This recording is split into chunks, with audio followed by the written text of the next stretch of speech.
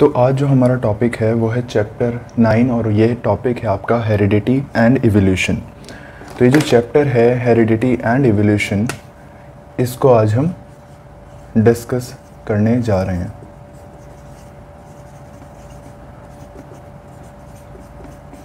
तो सबसे पहली बात आती है कि जो चैप्टर का नाम है उसी से स्टार्टिंग करते हैं।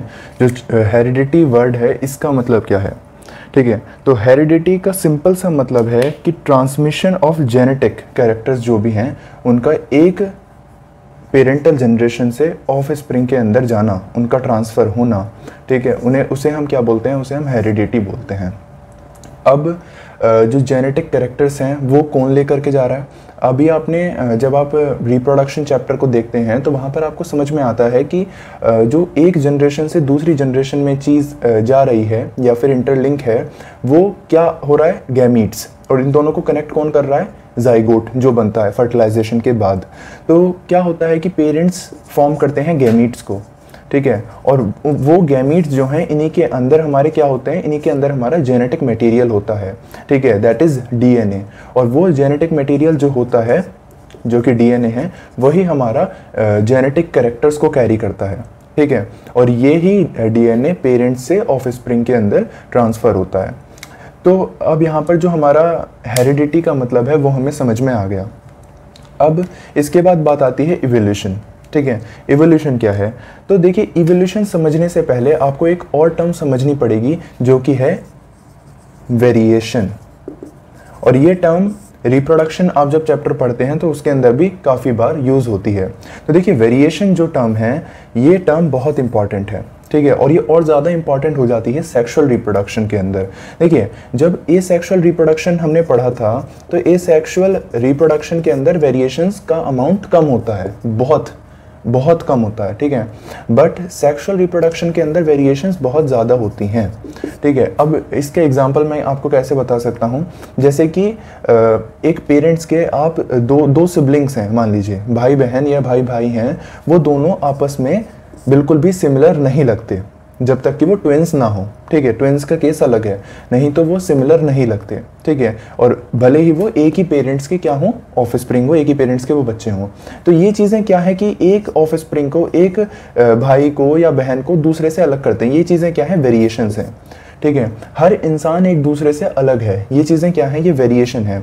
और ये जो वेरिएशंस हैं ये मैक्सिमम हमारी सेक्सुअल रिप्रोडक्शन के अंदर ही आती हैं। क्यों आती हैं सेक्सुअल रिप्रोडक्शन के अंदर, क्योंकि देखिए वेरिएशंस होने के लिए सेक्सुअल रिप्रोडक्शन के अंदर दो पेरेंट्स का इन्वॉल्वमेंट होता है जो कि मेल और फीमेल होते हैं, ठीक है।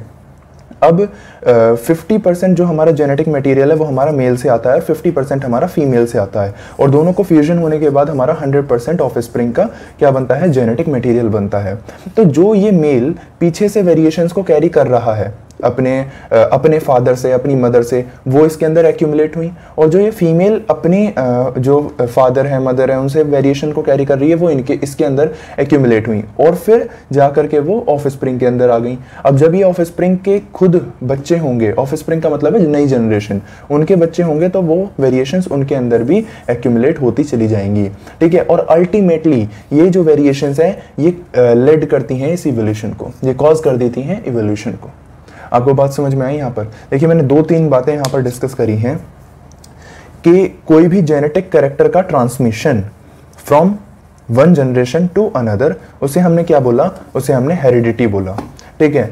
और जब ये वेरिएशंस एक्यूमुलेट होती हैं तो ये हमारा एट लास्ट इवोल्यूशन करा देती हैं, जिसमें कभी कभी हमारी स्पीशीज़ ही अलग हो जाती है, ठीक है। तो वो हम इवोल्यूशन जो आपका टॉपिक है वो बाद में देखेंगे। अभी हमारा जो मेन एरिया है वो हमारा क्या है, अभी हम हेरिडिटी को देखते हैं। तो हेरिडिटी स्टार्ट करने से पहले मैं आपका टॉपिक वाइज चलूँगा, और टॉपिक वाइज आपका सबसे पहला टॉपिक है 9.1, और 9.1 टॉपिक जो है वो आपका क्या बोलता है, 9.1 टॉपिक आपका बोलता है accumulation of variation during reproduction. अब देखिए एक्यूमुलेशन ऑफ वेरिएशंस कैसे हो रही हैं रिप्रोडक्शन के समय पर। अब कोई भी जैसा कि मैंने अभी आपको एग्जांपल देके बताया, एक और एग्जांपल मैं आपको देता हूँ। मान लीजिए कोई एक इंडिविजुअल है जिसके अंदर VA वेरिएशन आई, ये मेल मान लीजिए आप, ठीक है, और कोई एक फीमेल है जिसके अंदर VB वेरिएशन आई, ठीक है। अब इन दोनों का क्या हुआ, मैटिंग हुई। मैटिंग होने के बाद इनकी जो नई ऑफस्प्रिंग आई या जनरेशन आई या प्रोजेनी आई, उसके अंदर वेरिएशन क्या बनी गई, C। इसकी कुछ कंबाइन हुई, इसकी कुछ कंबाइन हुई और एक नई वेरिएशन यहाँ पर दिखने लगी, ठीक है। ऐसे ही यहाँ पर भी एक कोई इंडिविजुअल है जिसके अंदर वेरिएशंस आ रही हैं VA, V b, और इनकी भी ऑफस्प्रिंग आ गई V c, ये कैपिटल C आप मान लीजिए, ठीक है। तो इसके अंदर भी जो इसकी फादर मदर है उनसे एक्यूमुलेशन हुआ वेरिएशंस का, इसके अंदर भी एक्यूमुलेशन हुआ और एक नई वेरिएशन तैयार हुई। अब जब ये दोनों इंडिविजुअल मिलेंगे और इनके अंदर क्रॉस होगा, जब ये दोनों क्रॉस करेंगे तो हो सकता है एक नई वेरिएशन तैयार हो जाए, और वो वेरिएशन हो सकती है सपोज VE मान लीजिए, ठीक है, कुछ भी मान सकते हैं आप, ऐसा सच कुछ नहीं है, पर VE मान लेते हैं, ठीक है, और ये एक नई वेरिएशन होगी, ठीक है। आप इसके अंदर देख सकते हैं कि इसका भी एक्यूमुलेशन होगा जो ये कैरी कर रहा है, इनका भी होगा थोड़ा बहुत अमाउंट, और इनका भी होगा, मतलब कि एक नई वेरिएशन यहाँ पर जाकर तैयार हो गई, ठीक है। अब बात आती है कि हम जो जेनेटिक्स है, ठीक है, जेनेटिक्स क्या है, कलेक्शन स्टडी है हेरिडिटी और वेरिएशन की। हेरिडिटी में एक्सप्लेन कर चुका हूँ, वेरिएशन में एक्सप्लेन कर चुका हूँ, ठीक है। ये जो हेरिडिटी और वेरिएशन की कलेक्टिव स्टडी है, इसी को हम क्या बोलते हैं, इसी को हम जेनेटिक्स बोलते हैं। और फादर ऑफ जेनेटिक्स कौन है, फादर ऑफ जेनेटिक्स है हमारे मेंडल, उनके बारे में भी हम अच्छे से जानेंगे। तो जो जेनेटिक्स है वो पढ़नी क्यों इम्पॉर्टेंट है, ठीक है।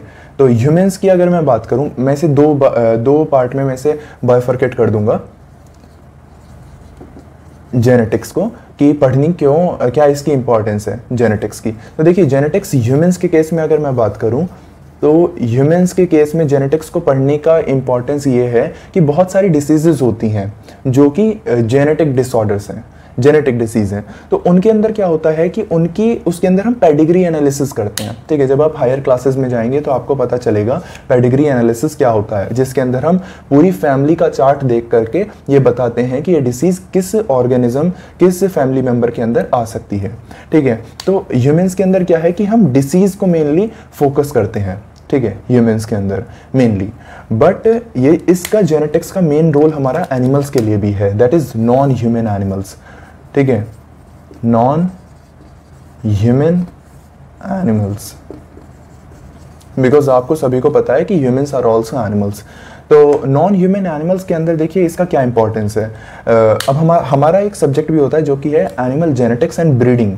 उसके अंदर क्या करते हैं हम, उसके अंदर हम डिफरेंट ट्रेड्स देखते हैं, ठीक है, क्योंकि आपको पता है कि एनिमल्स के अंदर ब्रीड की काफ़ी इंपॉर्टेंस है। ब्रीड की प्योरिटी जो है वो डिपेंड करती है कि वो कितने कैरेक्टर्स अपने पेरेंट्स से कैरी कर रहा है। तो नॉन ह्यूमन एनिमल के अंदर जितनी अच्छी ब्रीड होती है उतना उसका अच्छा प्रोडक्शन होता है एनिमल का। जितनी अच्छी आपकी डॉग ब्रीड, हम कहते हैं प्योर डॉग हमें चाहिए, ठीक है, इट मीन्स कि उसके अंदर मैक्सिमम से मैक्सिमम जो अच्छे कैरेक्टर्स हैं वो होने चाहिए, अच्छी जीन होने चाहिए। तो वहाँ पर ये नॉन ह्यूमन एनिमल्स के लिए आप कह सकते हैं जेनेटिक्स की स्टडी इंपॉर्टेंट हो जाती है। साथ ही यहाँ पर भी जेनेटिक डिसऑर्डर्स आते हैं नॉन ह्यूमन एनिमल्स के अंदर भी, तो वहाँ पर भी ये चीज़ आप देख सकते हैं।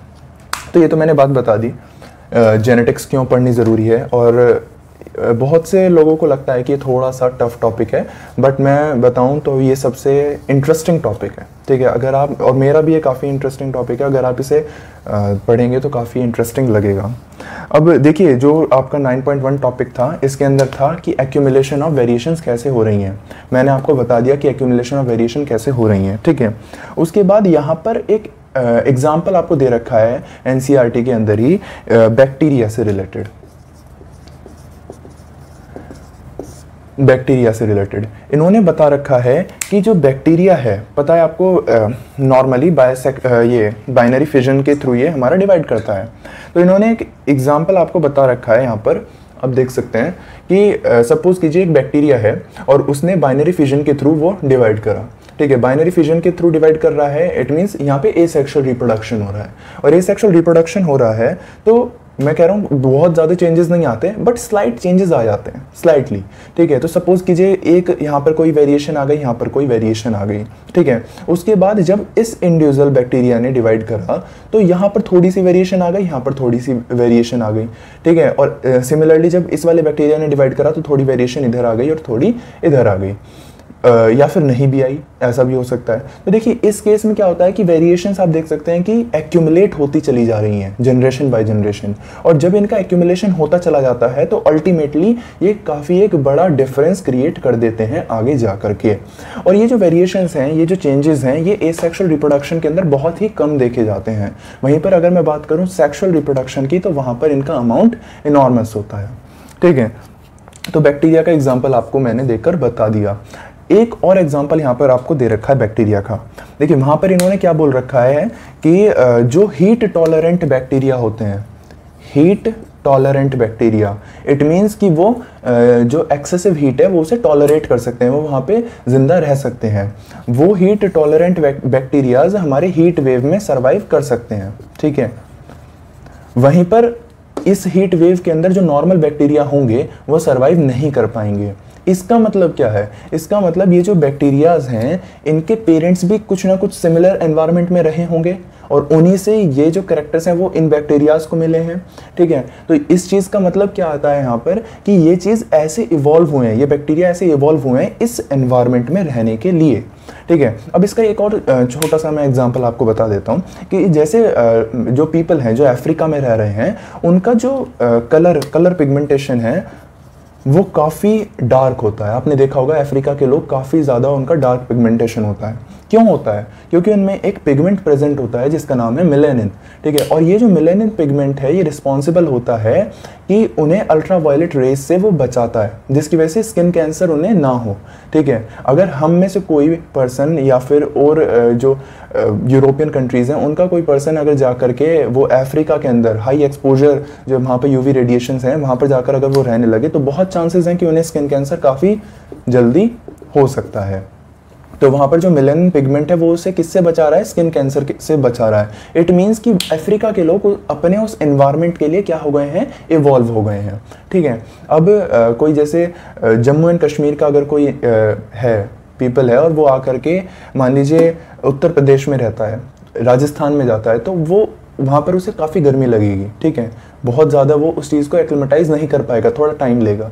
वहीं पर जो ऑलरेडी राजस्थान के अंदर रह रहे हैं वो उस चीज़ के लिए एक्लिमेटाइज ऑलरेडी हो चुके हैं, ठीक है। उन्हें इतने वो उस चीज़ के यूज टू हो चुके हैं। तो ये चीज़ है जो एनवायरनमेंट चेंजेस के थ्रू जो ऑर्गेनिज्म है वो अपने आप को चेंज लाते हैं।